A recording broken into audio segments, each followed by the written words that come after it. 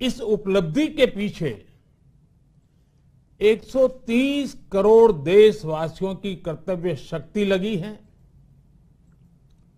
इसलिए ये सफलता भारत की सफलता है, हर देशवासी की सफलता है। मैं इसके लिए सभी देशवासियों को हृदय से बधाई देता हूं। साथियों, 100 करोड़ वैक्सीन डोज ये केवल एक आंकड़ा नहीं है, ये देश के सामर्थ्य का प्रतिबिंब है, इतिहास के नए अध्याय की रचना है।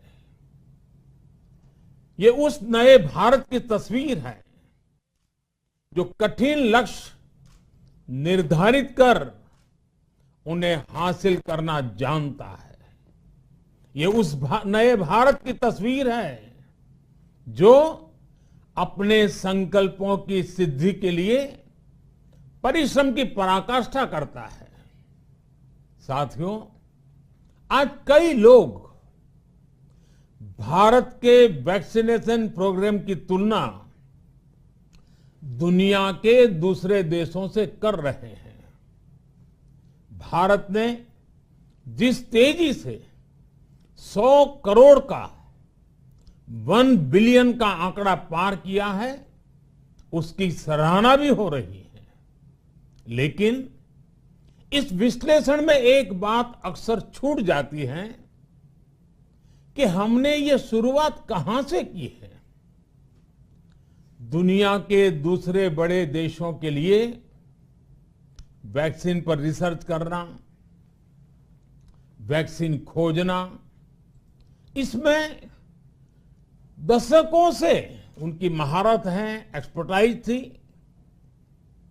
भारत अधिकतर इन देशों की बनाई वैक्सीनेशन पर ही निर्भर रहता था। हम बाहर से मंगवाते थे। 100 करोड़ वैक्सीन डोज लगाई हैं और वो भी मुफ्त, बिना पैसा लिए। साथियों, 100 करोड़ वैक्सीन डोज का एक प्रभाव ये भी होगा कि दुनिया अब भारत को कोरोना से ज्यादा सुरक्षित मानेगी। एक फार्मा हब के रूप में भारत को दुनिया में जो स्वीकृति मिली हुई है, उसे और मजबूती मिलेगी। पूरा विश्व आज भारत की इस ताकत को देख रहा है, महसूस कर रहा है। साथियों, भारत का वैक्सीनेशन अभियान सबका साथ, सबका विकास, सबका विश्वास और सबका प्रयास का सबसे जीवंत उदाहरण है। कोरोना महामारी की शुरुआत में ये भी आशंकाएं व्यक्त की जा रही थी कि भारत जैसे लोकतंत्र में इस महामारी से लड़ना बहुत मुश्किल होगा।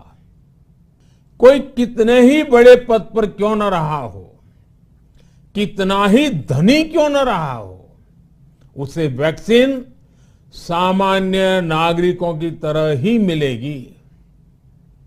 साथियों, हमारे देश के लिए ये भी कहा जा रहा था कि यहां ज्यादातर लोग टीका लगवाने के लिए आएंगे ही नहीं।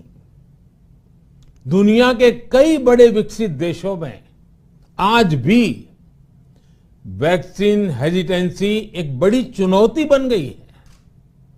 लेकिन भारत के लोगों ने 100 करोड़ वैक्सीन डोज लेकर ऐसे लोगों को निरुत्तर कर दिया है।